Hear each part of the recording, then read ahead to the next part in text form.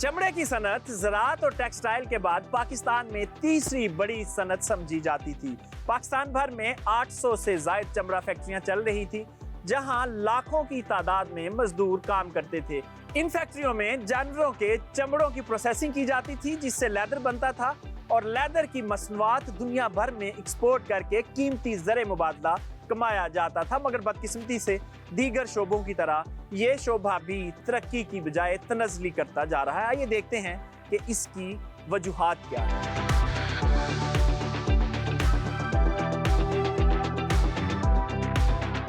बकरा ईद के 3 दिनों के दौरान पाकिस्तान भर में 60 लाख से जायद खालें जमा होती हैं, जिससे न सिर्फ मकामी इंडस्ट्री को मुनाफा बख्श बनाया जा सकता है, बल्कि इनको एक्सपोर्ट करके कीमती ज़र मुबादला में भी इजाफा किया जा सकता है।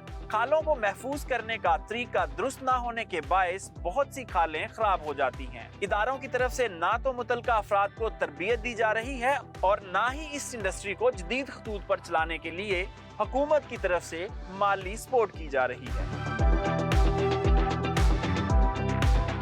पाकिस्तान में चमड़े की सनत मुसलसल गिरावट का शिकार है। हमारे पास जानवरों की खालें ज्यादा आ रही हैं, यानी इस सनत को तरक्की करनी चाहिए थी, मगर ये आहिस्ता आहिस्ता कम होती जा रही है और इसका ट्रेड वॉल्यूम 1.2 बिलियन डॉलर से कम होकर महज चंद मिलियन रह चुका है। हुकूमत की नाअहली की वजह से ये सूरत हाल हो चुकी है कि अब लेदर इंडस्ट्री जो है वो तकरीबन बंद होने के दहाने पर है। ट्रीटमेंट प्लांट जो है वो भी बिल्कुल नकारा बन चुका है। पिछले 10 सालों से जो जानवरों की जो खालें हैं उनकी तादाद में इजाफा हुआ है, लेकिन जो सूरत ये है कि यहाँ पे कसूर में जो लेदर का काम जो है बिल्कुल मुकम्मल तौर पर जो कि बंद होने के दहाने पर है।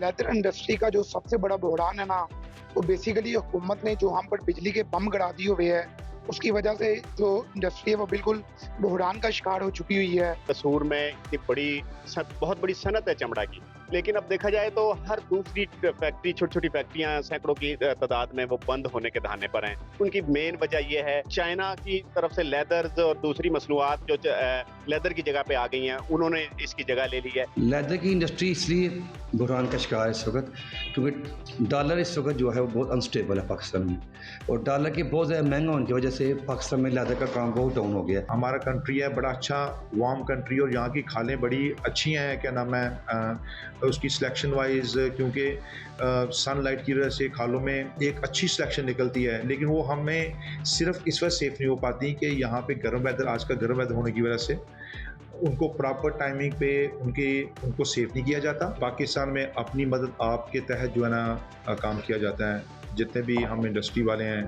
हमें गवर्नमेंट की तरफ से सपोर्ट तो कोई नहीं है, इंडस्ट्री खुद ही इस मामले को अपनी मदद के तहत जो है ना आगे लेके चलती है।